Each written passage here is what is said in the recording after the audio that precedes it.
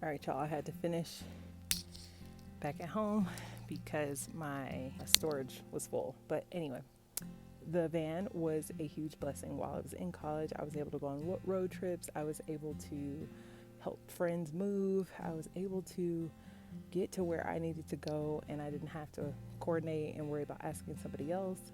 And at the end of my senior year, when I graduated, got my degree, I was able to load up all my stuff and drive it back home in the van. But it doesn't stop there. The blessing just kept going and going and going.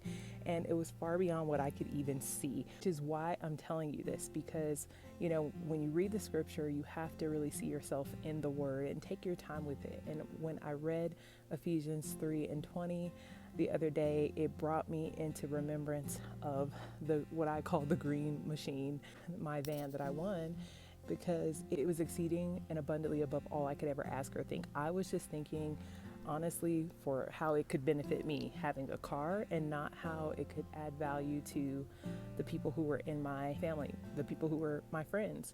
And the van stayed with me when I came back home. I drove it, and then it later helped out family members, and it was just such a huge blessing for many, many years until it eventually just uh, it didn't work. I say that we drove that thing until the wheels fell off.